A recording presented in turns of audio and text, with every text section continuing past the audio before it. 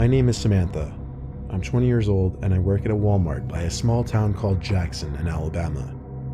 Since I don't go to school full-time, my boss would oftentimes put me on an overnight shift, back when the store was open 24 hours a day. Given that it was a supercenter, there would still be a number of employees working. My shift this one particular night was 10 p.m. to 7 a.m. I was one of only a couple employees doing stock work, and there was 1 or 2 employees at registers up front. Given that our store sits in the countryside of Alabama, we didn't really get much business at these insane hours of the night. However, it was a prime restocking period. I didn't personally know the other employees working that night, but it's not like we'd run into each other in the giant store anyway. I started my night folding pants in the men's department and generally tidying up. I kept headphones in at night because usually there would be no one to tell me to take them out. The customer came to the jeans section, and at that time it was around 11:30 p.m., so it wasn't really that weird. People would still come in and close shop till usually around midnight. The customer came up to me and asked me if we had any more of the specific pants he found in a different waist size. I apologized and told him only whatever was on the rack. He thanked me and walked away. I made accidental eye contact with him as soon as he stood by the rack putting the jeans back. It was kind of awkward. He walked away and I continued with my work. Some time passed and the store started to look like a ghost town. No one to be seen as far as the eye could see. I think it was like 1 a.m. I had made my way over to the appliances section. I was doing a lot of back and forth work with boxes from the back section where we kept all the items that were yet to go out. I brought a wagon full of boxes to one of the aisles and started stocking the shelves. Because the shelves were empty though, I was able to see someone through the next aisle over, and they were watching me. Well, only up until he noticed me notice him, then he looked away. But his eyes looked really familiar. I stepped closer to get a better view, and I realized it was the same customer from like 2 hours earlier. How in the world could he still be in the store? Without making it obvious, I took the wagon with me and passed the next aisle over just to get a look and see if the man had any items in his hands. His hands were completely empty. No way could he be shopping for 2 hours and not pick up a single thing. Something wasn't right. I quickly finished up restocking the shelf with coffee machines and other appliances, then brought the empty wagon to the back area. I chilled out in there for a while because, quite frankly, I felt like that guy might have been following or watching me longer than I realized. I played on my phone for a little while in the employee lounge. Then when I figured it was time to get back to work, I decided I would do grocery work instead, just to be in a different part of the store. I went into the dairy cooler and filled a bunch of crates with dairy products like milk and yogurts. This took a lot of time to do because I had to check the dates on the products and such. Over the loud sound of the giant refrigerators keeping the cooler cold, I heard the door to the dairy cooler burst open. There was conveniently a gap in the boxes sitting on one of the pallets that allowed me to peek through it to the door of the cooler. And I shit you not, it was that same customer. I ran to cover under one of the shelves and pushed a big box full of eggs in front of me. I didn't have to worry about making noise because the refrigerators were so loud. For anyone wondering why I decided to hide, well, I already assumed this guy was hanging around the store watching me. Seeing him in the employees only section, never mind that, coming into the dairy cooler, seemingly something bad was definitely about to go down. I hid behind that box with my head down for the longest time, expecting to hear the doors to the cooler open and close eventually. After a while of hiding and not looking, I assumed maybe he left after looking for me. I lifted my head from my arms for the first time and looked up in front of the box and screamed. He was right there, smiling at me, standing over the box. But his smile vanished as soon as I started to scream. He tried putting his hand on my lips to muffle my scream, but I didn't allow that to go any further. I pushed the box of eggs over, right into him, and the eggs falling to the floor made him step back, looking down at his shoes. I ran right past him, but he didn't grab me. So I continued to run till I found another stock worker and told him to help me. The employee's name was Bob, I remember from his name tag. Suddenly, the man from the dairy cooler came up to the two of us and apologized, explaining that he was from corporate and was coming to make sure everything was running smoothly. He said he didn't mean to scare me and was simply checking up on me in the dairy cooler to make sure I wasn't slacking off. This Bob guy seemed to believe it all, but then again, he didn't seem very smart at all. I asked the man why he put his hand on my mouth, and he said he was trying to avoid making a scene. Then, shockingly, he gave me the order to finish up the appliance section, and he disappeared. As he was speed walking away down the aisle, I called out, "What's your name?" And he called back, "Tom." And just like that, he was gone. The next day, I called one of the managers and asked if there was supposed to be a visit from corporate the night before, and if a creepy man named Tom sounded familiar. My manager, Margaret, said it sounded like complete bullshit. There was no record of anyone from corporate named Tom who was supposed to come visit, nor would anyone from corporate ever be in the store at 2 a.m. They then went ahead and checked the camera footage, and a police report was filed when they realized this was a random man, and the cameras proved this man had been stalking me between the aisles for the better part of the first few hours of my shift. I told Margaret I couldn't do night shifts anymore after that, and she understood. I still work there, but more so as a day stock person or a cashier.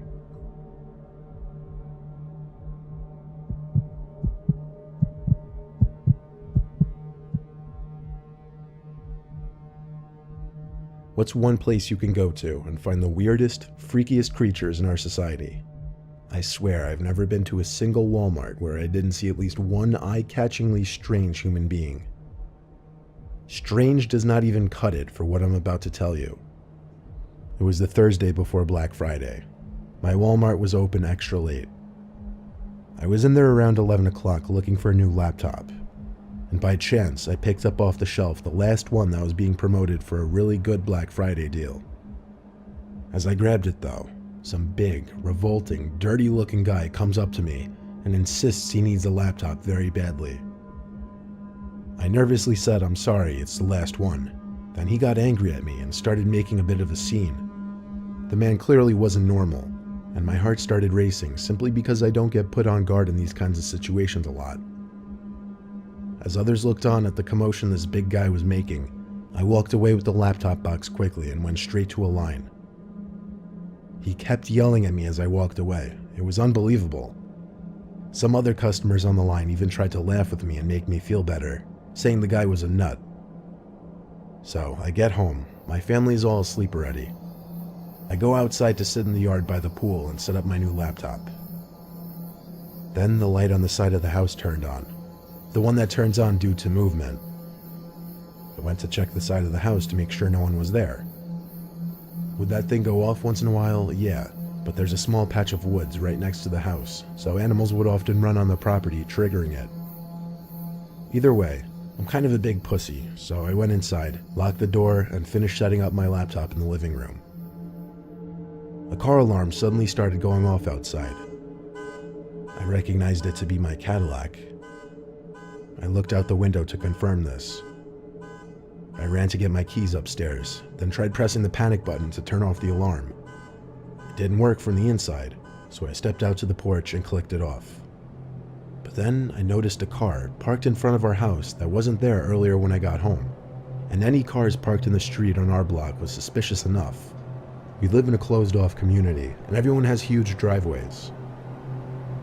I stepped down from the stoop and realized there was someone sitting in that car. I went back inside and locked the door. I went to my mom's room and told her I think someone outside means us harm. My mom and dad have a complicated situation, so my dad doesn't always stay with us. It would have been a different story having my dad there to tell about this. My mom came downstairs with me, noticeably worried based on what I told her. My mom took a look through the peephole in the front door, then gasped and put her hands over her mouth. I looked through it as well, and felt ready to throw up when I saw a huge man standing on the other side of the door on our stoop. I whispered to my mom, I think that man followed me from Walmart. Suddenly, the doorknob started to turn as the man tried opening the door. When it didn't work, he started pounding on the door. That's when my mom let out a gasp and cry, and my younger sister came out from her room, who also started to panic when becoming wise to the situation. The pounding stopped. Then there was a silence for a while, other than my mom's voice on the phone with the police. A few minutes went by, my mom still on the line with 911 with police en route, and there was a loud bang and crash downstairs in the den. A window was shattered. My mom and sister both screamed and cried. I told them to run upstairs while I locked the door to the den. I waited down there, expecting an attempt at the door or a bang. Nothing. Surprisingly, I heard a police car briefly wail its siren outside my house. It was the quickest response time I'd ever heard of. I ran outside to lead them to the den where the broken glass was. There, they found the huge, dirty, crazy-looking man hiding behind one of our couches. He was arrested at once, and we pressed charges. All the while, he was screaming profanities and threats at me, not helping his case. Both cops told me the guy seemed unstable and on some kind of drugs, but told us to get a good night's rest because he wouldn't be bothering us again. So while it may be fun to people watch at Walmart and laugh at some of the goofy things you see, realize you may also find some of the more dangerous people in our society in your local Walmart.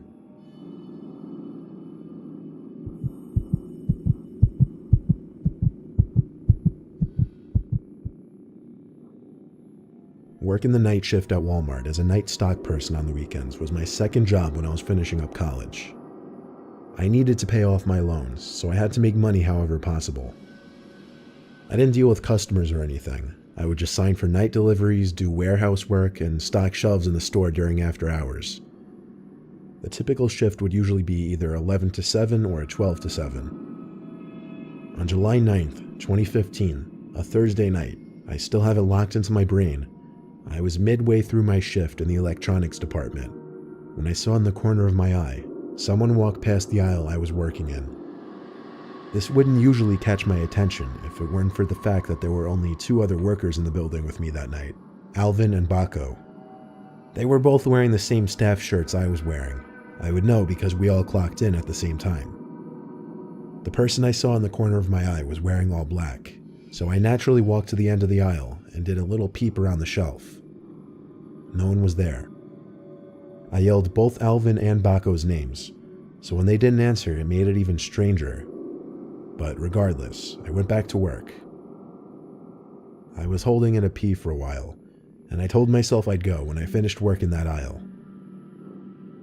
Seconds later, there was a huge crash a few aisles down. It actually startled me. I ran over to see what it was, and a bicycle was somehow knocked off its hook. The hook was still fine and in place. It seemed like someone would have had to put effort into knocking this down. I hung it back up and started walking around the aisles, suspicious as hell. I got to the last aisle towards the back of the store, which was the paper and cleaning aisle. Then there was this freaky-ass sound that I could best describe as a laugh. It sounded like it came from literally the next aisle over. So once again, I did a short run back to that aisle and felt my heart drop when I saw a man dressed in all black, waiting by the end of the aisle with his back facing me, but his head turned so that all I saw was only half his face. Then he suddenly ran, not towards me, but down some other aisle. I heard his footsteps running around. I was faced with a choice of chasing after him or going to find my 2 coworkers, and I chose the latter. All the while, I heard these freakish laughing sounds and footsteps that I honestly felt like were circling me. I found Alvin in the women's department and told him to be on the lookout for someone who wasn't meant to be in the building dressed in all black. We didn't have walkie-talkies, so I asked him to tell Baco if he ran into him. I excused myself because I couldn't hold it any longer. I had to go to the bathroom. I ran to the employees-only bathroom, which was in the warehouse section. I put a nest of toilet paper on the seat in one of the stalls and sat down. And yes, I'm the kind of person to sit when I pee. The door to the bathroom opened and closed. Naturally, with 3 to 4 people in the building, I said, "Who is that?" And with no answer, I assumed the worst. I heard that horrific laughing again, and someone stepped into view from between the crack in the door. Looking right in, they stepped closer until the crack was completely covered, and all I saw of their face was an eye. Then the whispering began. Unintelligible whispering, but the echo from the bathroom just made it more unsettling. I just remembered I had Alvin's phone number saved on my phone, so I got it out and called him at once. I was very loud with what I was saying, telling Alvin to get to the bathroom at once and help me. I stayed on the line with him and watched as the man on the other side of the stall laughed one more time, then ran out of the bathroom. I told Alvin to hurry, and 20 to 30 seconds later, Alvin entered the bathroom. He said he didn't see anyone on his way there. We didn't have any security guys working when the store was closed, so we couldn't even go look at the cameras. I stayed by Alvin the rest of the night, helping in whatever sections he was working in, because safety in numbers. I texted my boss that night, and when I woke up at 3 p.m. the next day, I read his response. He said all the camera screens returned static footage from the night before. Nobody went and turned them off as far as he knew.